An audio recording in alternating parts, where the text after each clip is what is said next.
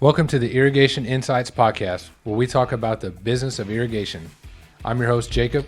And I'm your co-host, Ben.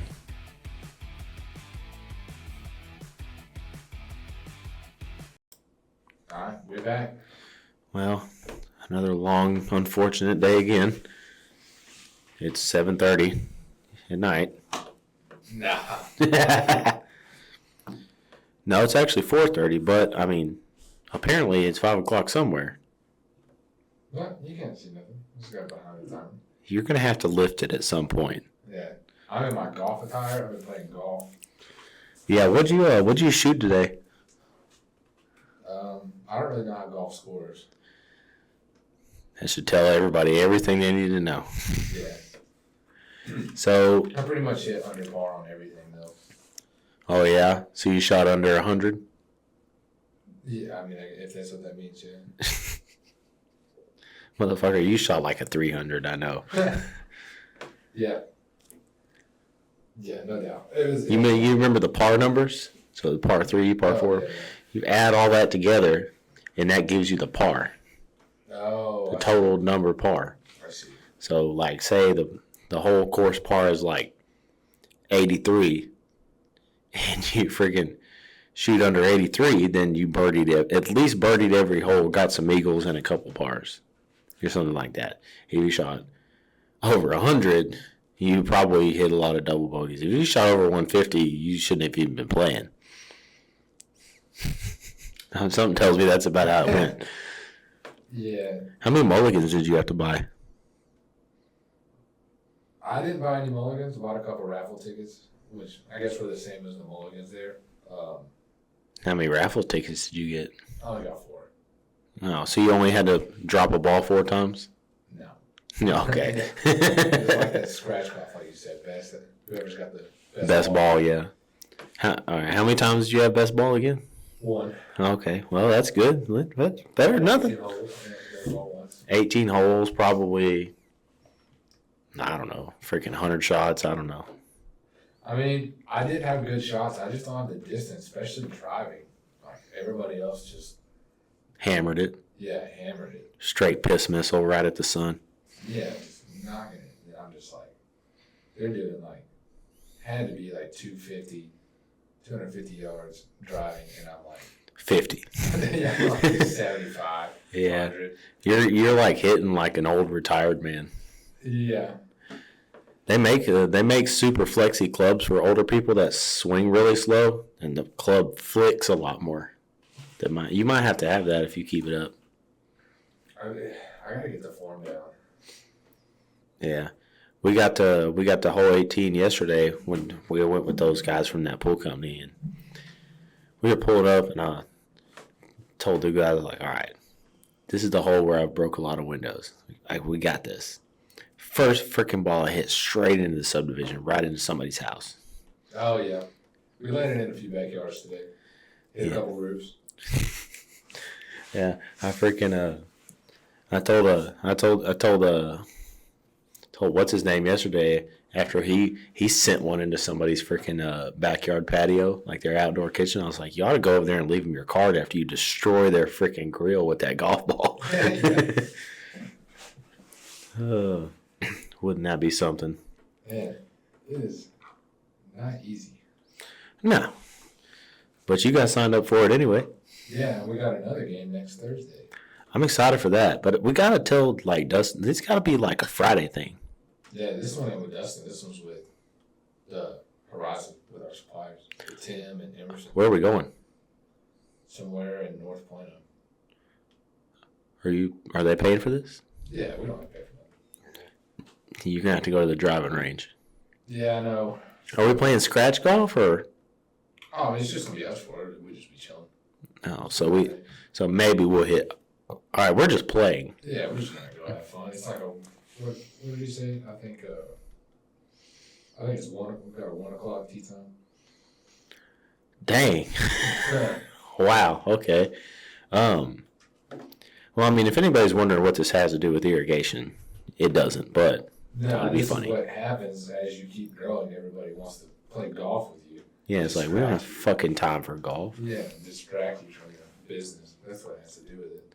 Well, it's 'cause everybody gets to that management level and they're like, all right, let's go fuck off. We don't got time for that. Yeah. Like, dude, what the hell? Yeah. All these salesmen. Hey, let's go play golf. Let's go play golf. Let's go to lunch. That's all people want to do is go to lunch and play golf in the business world. How Well, work? I mean, that's called networking, essentially. Yeah. The people we're playing with on Thursday, like, I already bought them y'all. Send me over some new people. Oh, yeah, that's true. I get that. Yeah, at least yesterday we got hooked. We had somebody we'd never met before. Yeah, that was a good one. That was a good networking one. Yeah. I mean, minus Dustin, but that's all right. Yeah. We like Dustin, but we already buy from Dustin. Yeah. Or, I mean, I guess he promotes us. Yeah, he hooks us up sometimes. Yeah. Yeah, but the other guy, that was a good thing. Maybe. Yeah, you did good on that one. I had to leave. Yeah. Yeah, I did good, all right. We don't talk about that, though. Hey, I will say this. At least when we were walking out of the clubhouse, completely trashed, he looked at me and said, hey, can y'all do pool and patio reroutes if I call on you? And I said, yes, we can. He said, all right. That's all I need to know. Thanks. Good to meet you. Stumbled to the truck. So, I feel like it was worth something, maybe. Yeah, definitely. Hey, just got to get people drunk at the golf course. That's where the deals are made. Drunk on the golf course. Yeah, you should have been there. I wish I could have. I would have. It would have been more beneficial for me to stay yesterday than to go today.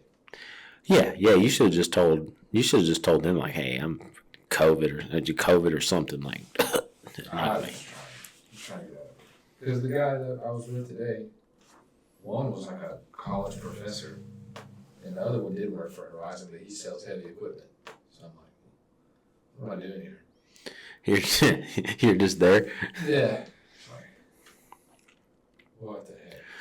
Well, I think we got a couple Facebook posts to talk about. What you got over there? I saw this one. This one got a bunch of comments. Guys asking about finding labor. And I think a lot of people are some of the people are on the right path. Some people, this is always a hot topic.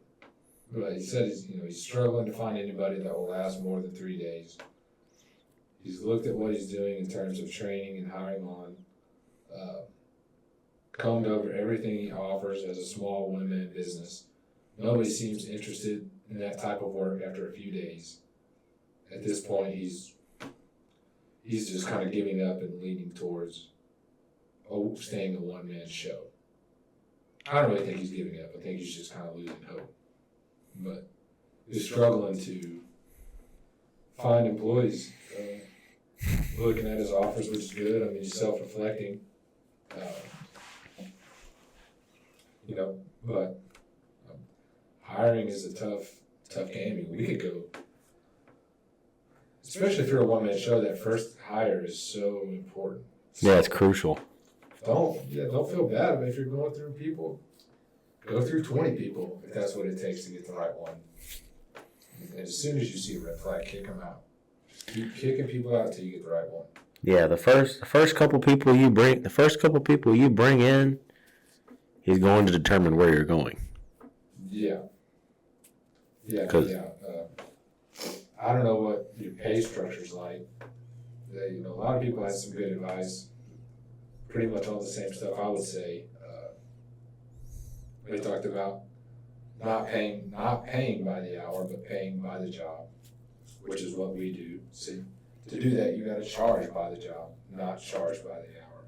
This is why flat rate is superior.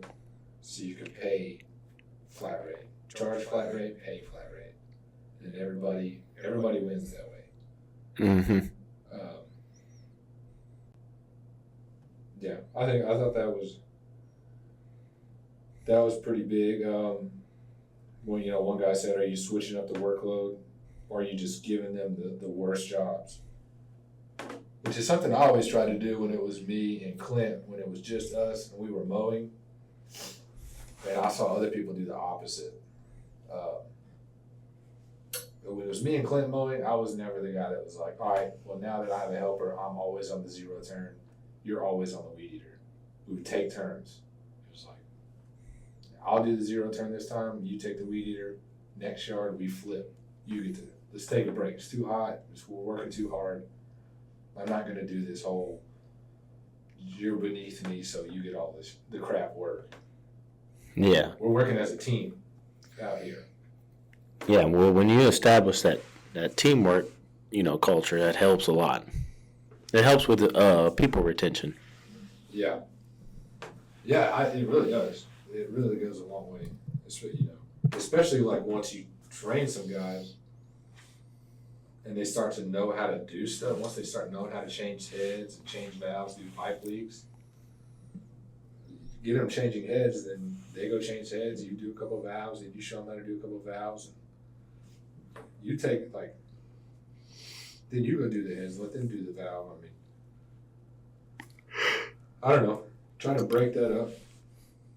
You take over some of the more, I'll say, bitch work. Like if I go out on a job now, the only thing I do is that type of work. Yeah, because that's the only thing you know how to do. Yeah, well, yeah. I mean, I can do some other stuff, but not efficiently. Not efficiently, and probably not correctly. You're more of a what's the word I'm looking for? What's the word I'm looking for when you're like not an asset, but the opposite of an asset? Like a risk. Yeah, I don't know. You're like I'll think of it in a second. But I'm not, if we got to go out, guy needs help on a job, he's got we got to set 3 valves and dig a trench or something. We're doing a reroute. Okay, well, I'm getting on the shovel. I'll dig the trench. You set the lines. Yeah. Because you can set the lines faster than I can, and I can probably dig the trench just as fast. So I'll still do that. Let's just keep this. The whole deal is let's keep the job moving. I don't care. I'm not gonna show up and be like, okay, well, start digging. I'll just do all the dirt work. Yeah, you're like a hazard on the job site. You show up and it's like, all right, we gotta watch this one. I tell everybody. I mean, I've always told everybody when I'm on the job site, I'm not even the owner. I'm not the boss. They used to call me Scott. Yeah, that's right. Yeah, you never wanted to be the owner when you were there. You didn't want people knowing. Yeah, no. Like, I'm Scott. I'm the helper. Y'all just tell me what to do and I'll do it. Yeah. Y'all are running the show here. Yeah, I get paid freaking $4.25 an hour. Yeah. Below minimum wage because I'm useless. Yeah. But, and I don't know. Every time you see posts about hiring, people are always like, $20 ain't enough. You have to start people at $40, $50 an hour. And I don't really think that's true. I don't think you got to start people that high. No. There's really no reason to. I mean, and I wouldn't necessarily want to pay somebody $40 an hour anyways. $40 an hour for what? So they can go out and be slow and make $40 an hour slowly? Yeah, really. Jared. It wasn't, didn't work out the best. I thought we weren't name dropping. You just name drop like it was nothing. Oh, well, whatever. But when Jared came on, he wanted $42.50 an hour. And I was like, all right. And it started off great, but he just got kind of slower and slower and just didn't work out. And it's like, no, we're going to switch to this. Charging flat rate, you get paid flat rate. Makes more sense. It's easier to do. Sorry, I'll be gone all day. Yeah, it's been a long day. We got a lot going on. Been a long week. Yeah, you were out late last night. Up early the morning before. I freaking got up freaking 5 o'clock. Like, all right, taking this trencher out there. We're starting this project today. 2 minutes from my house, tire blows up. Yeah. Because somebody wouldn't buy new tires. You got new tires today? You're lucky it didn't cost you a rim. You're lucky you had an extra rim. Because I knew as soon as that tire blew out, I was like, this rim's done. I'm not pulling over. There's no tire shop here. I'm gonna keep going. Yeah, I had an extra rim. I was hoping it was the spare that was on there that blew out. No, you're not that lucky. No. I thought it was crazy how like they drove it all the way from freaking Little Elm, brought it to me. I drove it all the way to you, rent it, and then I drove it all the way home in the hot day. But then as soon as I get like, I don't even think I was a mile from my house. Like it was almost instantaneous, and I was going 30. And that wasn't even the tire that I thought was going to blow out. That had like the bumps in it. Yeah, this one didn't have the bumps. It just. Man. I was sitting there driving, and I was like, well, if I drive to the tire shop, I'm going to destroy this rim, but I'll be at the tire shop. If I sit here, your ass won't be up for another hour, and then we'll still have to go to a tire shop. Because now we had a one blowout. No, we're done. Well, we got 4 tires. Once one blows out, it's time. Nope, we're done. I knew that. My plan was to get all new tires once we got it back. But, yeah, no, it wasn't. You could have parked it back there, put the tongue lock on it, and it'd still have them tires on it. Don't act like you would have done that at all. Don't even try that with me. We'll see. Always want to be cheap, which makes sense, but god dang. Holding up a freaking $250,000 project over freaking $400 worth of tires. It was cheaper than I thought it was going to be. Yeah. Yeah, they said they were going to be middle of the road tires too. To which I was like, well, I hope they stay in the middle of the road and not on the side, but $480 for mid-range tires, that's pretty good. Yeah, I'll take it. Yeah. Seen a couple other people complaining about guy got a bad review. People getting bad reviews, how to deal with those. Just got to get more good ones. Yeah, I mean, bad reviews are just going to come with it. Unfortunately. Yeah, a lot of times we've talked about this. You can get these taken off if you call them. If you haven't already made them so mad, you can get them to take it off. Mm-hmm. We've done it lots of times here. Yeah. Really? Yeah, if they'll pick up the phone and talk to us, we can get the bad review removed. Turn it into if it's not just removed, turn it into a 5-star. We can do that pretty quick. They usually don't want anything too crazy.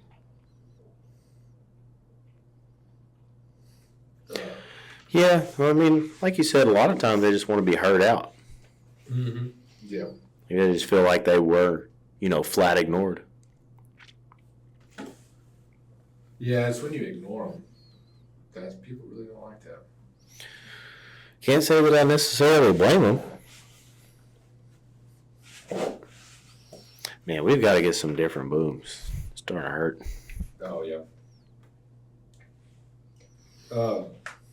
I seen this other post I was going through, and it's all the same stuff we've been really talking about. Tommy Mello put it out. It's 5 traps keeping home service business. Home service business is stuck under 10 million. Just the 5 traps. This is what I'm talking about. This we've pretty much gone all over this. This is not like anything new. We've actually done some episodes on some of these specifically. But, all right, so trap number 1, your SOP is collecting dust. You wrote a playbook, but nobody follows it. Without... What's SOP mean? Sorry. Standard operating procedure. Got it. So you have like a manual, you have a playbook, nobody's following it. Without clear rules and manuals, your team defaults to chaos. Yep. You can say that again. Yeah, you end up being the bottleneck and the firefighter. Which, we have manuals. We've had some of those issues before. Yeah. Maybe still some. I mean, I know like Tommy and Al Levy are real big on having like a live fluid manual. They write the manual, and then if everything's in the manual, it's always changing more than we change ours. And then if somebody has a question, you say, refer to the manual. Like you just keep referring people to the manual. That way they constantly are going to it and getting their answers from the manual. And that kind of keeps it alive versus just saying, all right, here's our manual. Here you get it on day one, and then nobody ever looks at it again. Just what's the point of that? You put all your SOPs in there, people follow it. And train on some of that stuff too. Train on your SOPs, whatever they are. How you run a service call, how you do a winterization, how you do this, how you do that, how you do this repair. Everything. How you keep your truck organized, what the truck's supposed to look like. SOPs for everything. That's really kind of all these traps are going to be really how you scale because like the Army is super good at SOPs. If you open up a drawer to something in the Army, there's a picture of it, exactly how it's supposed to be laid out. Everything in the drawer, there's a picture of it, Here's what's supposed to be in the drawer. Here's a picture of everything neatly organized. Make that drawer look like that. Next drawer, same thing. Open up a cabinet. Here's a picture of everything in that cabinet, where it's supposed to be in that cabinet. There's the SOP. And if somebody higher ranking goes and opens that cabinet and it doesn't look like that, they're bringing it down on somebody. Nope. What the hell? Yep, just keeping up with everything. Yeah.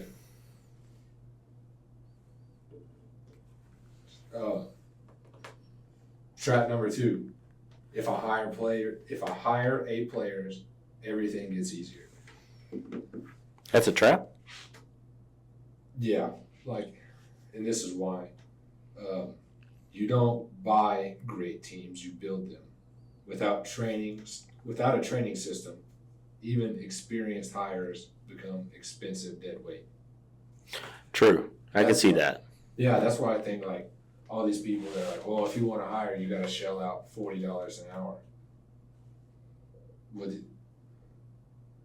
I just don't, because you're going to pay $40 an hour for somebody who's coming from somewhere else, who's going to fight you on everything because he doesn't like the way you do it. He wants to do it his way.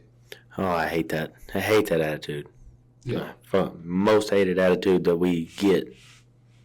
And if you don't have anybody and you're looking for a star, maybe once, but still, no, it wouldn't just pay somebody well. You find an A player and say, well, this is the way we pay. You can earn that much money if you do good, but I'm not just going to give it to you. I like that better. Because if you just start trying to go out and poach people and pay them well, you're just going to end up, that's what they say, you're going to end up with a bunch of people who all think their way is better and they don't want to work with anybody. They're all just going to be bickering with each other. You end up with a bunch of divas. Prima donnas. Yeah. If you can just build a great team, you have a good training process, then it becomes easier. But I think if we pause here on this one, a lot of people are saying that they can't even find people to train. They can't even find apprentices for $20 an hour.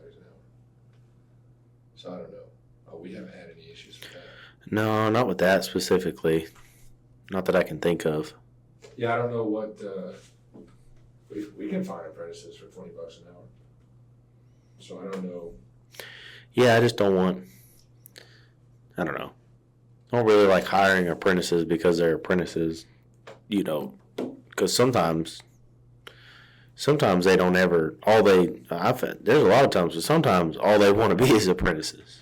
Yeah, I don't need that. They don't want to excel in anything. They don't want to go the extra mile. They don't want to try to better themselves or anything else. They just want to collect their paycheck and go home. Sorry. Yeah, I think you got to set the standards up front. We're coming here. Everything needs to be laid out. This is who we are. This is how we do things. You'll start as an apprentice. We're going to train you. If you have a good training system, we're going to train you. Here's the training process. Our goal is to get you out into your own truck in this period of time. And if you notice at any point they're not progressing, you could talk to them and figure out what's going on. And if they're still not progressing, they get a bad attitude or whatever, cut them, get rid of them. Mm-hmm. We've had to do that. Yeah. Quite a few times, actually. Yeah, I mean, it's all part of just, and you kind of start to learn who you think is going to be a good fit the more you do this. The more you do training, and the more you do interviews, the better you get at it, really. Yeah. I think our production manager's pushing our microphones away. Yeah. Trying to take a nap. It's about that time. Yeah, what it must be to be a dog. What's that next trap? Leaving the numbers to the account. Dang. Sorry, I accidentally hit it with my knee. Somebody barked. Yeah, leaving the numbers to the accountant. You can't hand off the financial manager role. What does that mean? You have to be able to know how to read a P&L, profit and loss statement, cash flow statement, a balance sheet. That's something that I didn't do well until recently. But you need to know how to read that stuff. You can have an accountant, but you need to be able to get the reports from them, read it, understand it, and know where you stand financially. That's how you can make decisions. Yeah, make changes, decisions. Increase prices as you need to. Figure out where the money's being spent, excess money's being spent. You have to understand. You have to be an accountant. And that stuff kind of sucks. There's a lot of roles that, like, all this stuff is like if you notice so far, none of this has anything to do with doing the work. This is all just like, yeah, it's just all back stuff. Yeah. This is nothing to do. You can be the best irrigator out there, but you suck at running a business, so you're going to suck at running a business. Yeah. You might hate being... I know more about accounting than I ever had planned on learning. I'm not an accountant. I'm not a great one, but I know more about it than I ever planned to.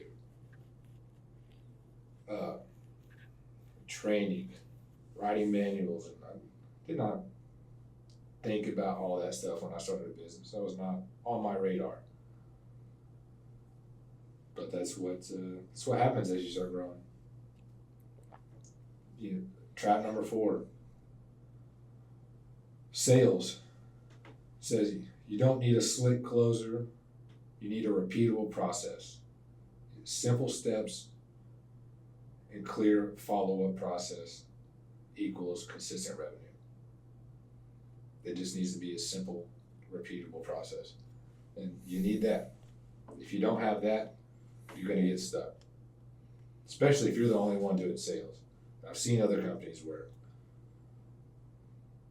I can think of a few companies where there's only like one salesman and 5 crews, and they don't let their crews make sales, offer options. If they're out there working and the customer comes out to them and says, hey, I want to add this, I want to add that, they can't talk to them about price at all, It seems kind of silly, depending on, I guess it depends on who would they refer to. Like, is there somebody out there they would refer to, or do they have to just like, hey, you're going to have to call the main office, like I can't do anything about that? Yeah, either call the main office, or I guess the crew would have to call their boss and say, hey, she wants to add this and this. Like, now we got to wait for the sales guy to come back out here again. Like, what? Yeah, or he's got to call her and work up a price, or they got to go take measurements, send it all to the sales guy, and it's just like... It just seems like a mess that's very avoidable. Yeah. Some guy on site should be able to do it. If you're running a crew of 4, the crew leader should be able to make sales, I think. Should be able to sell on site. Some people don't like... I don't know why they don't like that. Some people get weird about their employees like knowing what you sell jobs for. I've noticed that. You ever noticed that? I've noticed a couple companies like that. They don't want their employees knowing what the job's costing. Yeah, I know. It's because they're paying them too low. Yeah, they're paying them hourly. They don't want them to know that. Oh, Yeah, they're getting paid $12 an hour for a job that took them 4 hours to do, and they charge the customer like 20 grand or something. Yeah. They don't want them to know that. Yeah. That's crap. That's crappy. Yeah. But if you're charging flat rate and they're getting paid flat rate, It doesn't matter. yeah, it doesn't matter. Because then they want to make you money, because making you money makes them more money. Yeah. And then the only thing you got to deal with at that point is them wanting higher percentages. Yeah, they might want higher percentages, but you can just work that out. I haven't had anybody come in and ask for higher percentages. Not straight up. No. Yeah, I mean, and nobody comes and really asks for raises necessarily. Like, okay. Yeah, you get your own raise when you work hard. Yeah, it's like, you want to make more money? Okay, yeah, I want you to make more money also. Here's how we can do it. Do this, and this. And you'll make more money. Yeah, because they know that they can always change their paychecks up. Yeah. And it's like, oh, you want to make more money? Okay, well, here's 5 guys making twice the amount of money as you. Now that you do what they do. Do these things. Let's talk to them. Yeah, let's put you with them on like a team building exercise and figure out if there's something they can help you on. Yeah. And if they take all that information and go back to doing their same old crap, it's like, well, okay, you're not going to get any more money. Yeah, why? I'm not going to offer you a raise when you're not going to do anything to help achieve it. Mm-hmm. Yeah, well, that fixes that. We don't hide anything. We'll show revenue, we'll show profit, we'll show the employees everything. And this is a big one. He's been pushing this message, and the guys from Sherp that we had on the podcast pushed the message. Trap number 5, I just need more leads. Oh, yeah, that's one of the worst ones. Yeah, you don't need more leads. Leads won't fix a leaky bucket. You need to optimize your booking rates, conversion rates, and average tickets before you go get more leads. Yeah, I was thinking about this one. Yeah, if your bucket's leaking water, putting more water in it doesn't help. Yeah. Yeah, it's going to hurt you really bad, actually. I was thinking about this. If you're like a one-man show, or maybe one man, you got a helper. You're taking all the calls. You're doing all the work. Maybe you have a helper, and you're booked out 2, 3, 4 weeks. You could probably go from one man to 10 without even worrying about leads, if you think about it. Maybe 8, maybe 12, depending on your market. But guaranteed, if you're working and taking the calls, your booking rate, we've already talked about your booking rate's 20, 30%. No more than 30% if you're answering in the field. So if you're booked out 3 weeks off of that,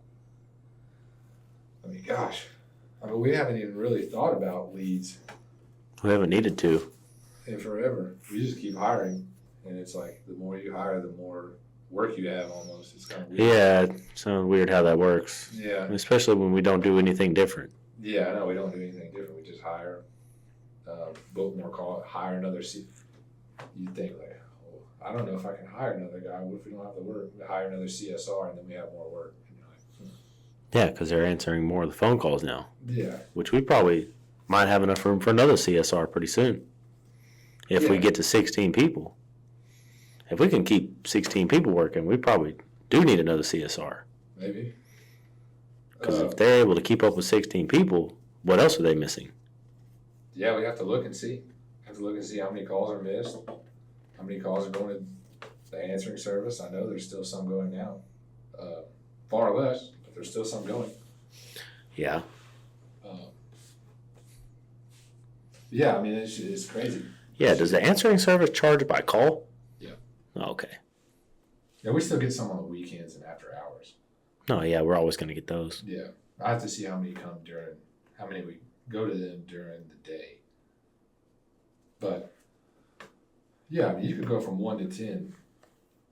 Gosh, just by getting somebody dedicated to answering the phone, they'll keep your schedule full. takes work off of you. Then you can focus on training somebody, getting them trained up, out on their own.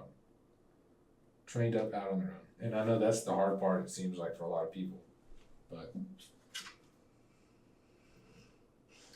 if you can do it, and nobody said it was easy, but if you can do that, that's where you're going to start to grow. You don't even have to worry about leads. No, they'll come with it. It gets to a point where in the beginning it was like you were fighting for them, and now they're just coming with it. Yeah. Like once you get so big, it just kind of, it's no longer a fight. Yeah. It's more like a fight of what to do with them. Yeah. Yeah, I know. Now we almost need a guy that doesn't even get scheduled. He's just kind of there. Yeah, there just in case. That would be helpful. That's been helpful a bunch of times. Yeah, we need that. I'm trying to think what,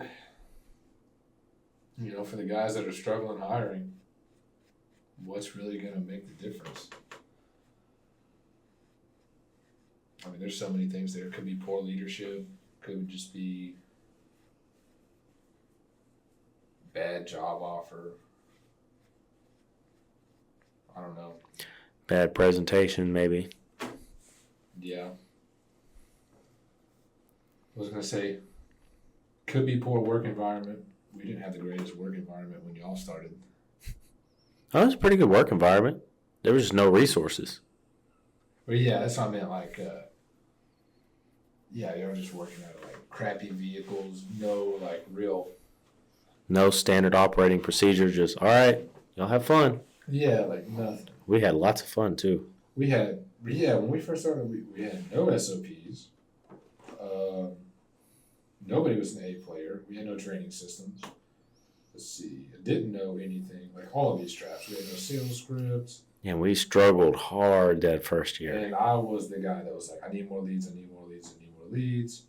My booking rate sucked, and y'all were already running 6 jobs a day. And I was I'm trying to get y'all to 12. 12 jobs a day. It's just everything wrong. Yeah, the metrics weren't working. Yeah.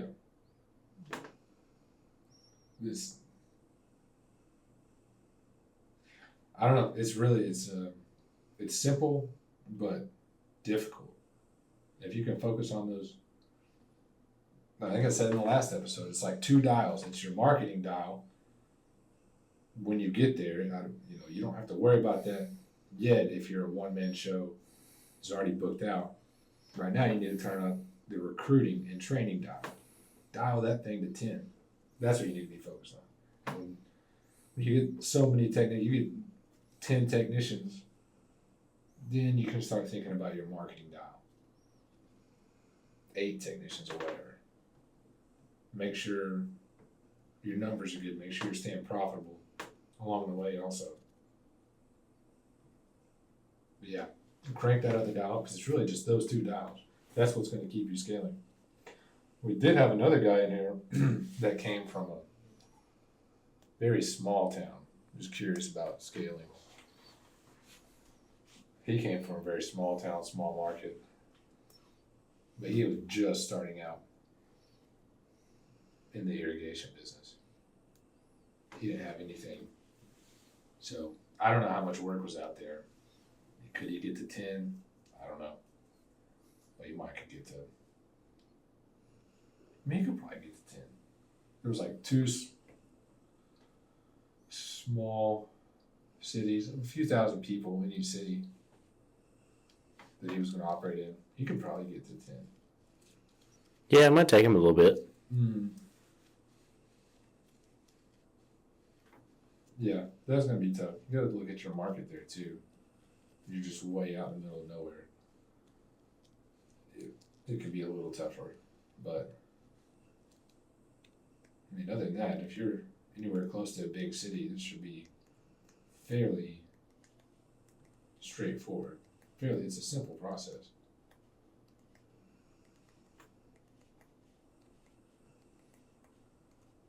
I don't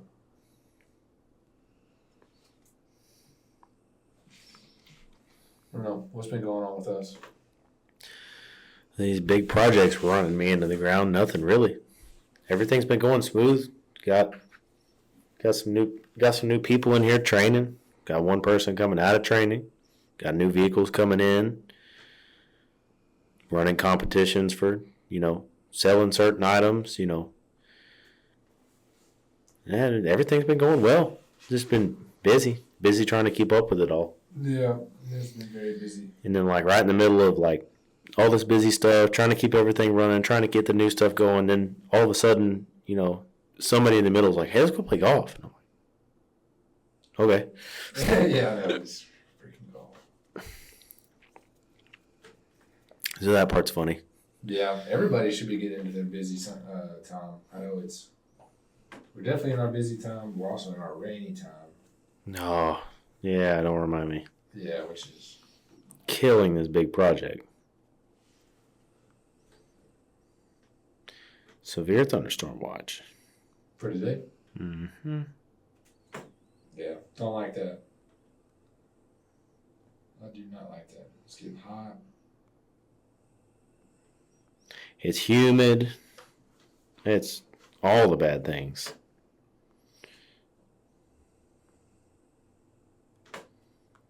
But the good thing is, it's 90 degrees in Orlando, Florida. Yeah, down there soon. Yeah, you look like you just came from there. I know. Yeah. Really, you just came from a humid golf course. Yeah. Maybe I need to go to the beach. You need to go to a freaking golf training session. Yeah. Get a coach. Yeah, you really probably do need one. No, I don't have time for golf. Yeah, you do. You got time. I don't have time. You don't have time right now. No. You got time for it Friday after work? Friday after work like today? Yeah. Oh, not today. I just played 18 holes. No, I'm not saying. I'm just saying like the Friday's coming up. Oh. Yeah, I mean, I probably could. Yeah, you just gotta be prepared. Now you know what to expect. Yeah.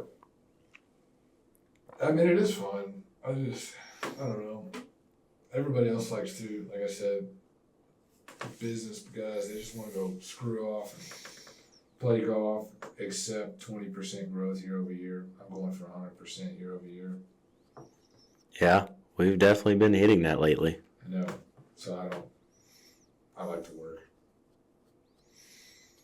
Well, I mean, I'm just going to work really hard. we also have really great training programs. Most of the guys when they come out don't really need a whole lot. Yeah. We got one guy's been here long enough to should know how to use service time. I swear he does not. Who? I don't know. Should I call him out of here? Probably not. He calls me. I'll be at the house. He'll call me at like 7:30. Okay, I'm closing out this big job. How do I set it? How do I do this? How do I take this guy's payment? How do I just card on file? Oh, now I got to know who this is at the end of the podcast because I haven't heard anything about this. Yeah, it was the guy that just sold 57 MP nozzles the other day. Oh, at freaking 8 o'clock? Yeah, at 8 o'clock. Oh, yeah, he does do that to me sometimes. How do I set this up? I'm like, all right, do this. And I was walking him through it, and he's like, oh, I accidentally did this wrong thing. Okay, go back and do this. Oh, I actually messed all this up. And I'm like, please, Just slow down. Yeah. Take your time. And I was like, all right, you know what? Just take the payment. Stop there. I'm going to do everything. I'll fix it. Yeah. Just stop touching it. He had me on speakerphone, and the customer's right there. I was like, yeah, just don't worry about it, man. Just take the payment. I'll fix it on my end. Like, yeah. All right. Well, Service Titan is definitely not the most user-friendly thing in the world. I mean, it's really not that bad. I don't know how he hasn't figured it out yet. Man, I went in there, but you were on the computer earlier. You didn't know how to do something. Yeah, that's just because I don't look at all the extra features. Yeah, well, why can't you gonna blame him for not doing it too? I guess so, yeah. That's on me. Freaking double standards. Yeah. Well, It's been about 48 minutes. It ain't been no 40. It's probably been like 20. What time we start? 4:30. Dude, really? Huh. Yeah. You're just not banging that Coors Banquet fast enough. No. Trying to think. Yeah, we just been so busy with work lately, we don't have a lot of topics lined out. No, we don't. The podcast will get better in the wintertime.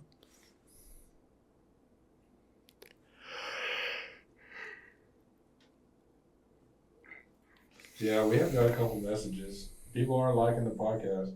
I got another message the other day.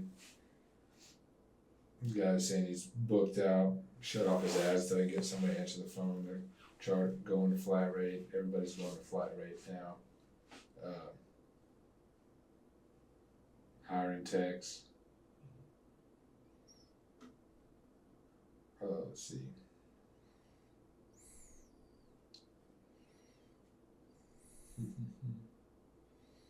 Average ticket $400 to $500 range. Trying to get it up.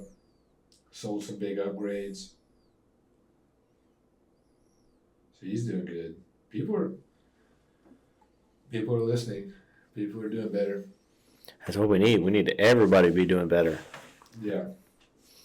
Because if everybody can get better across the board, we won't have as many problems with people.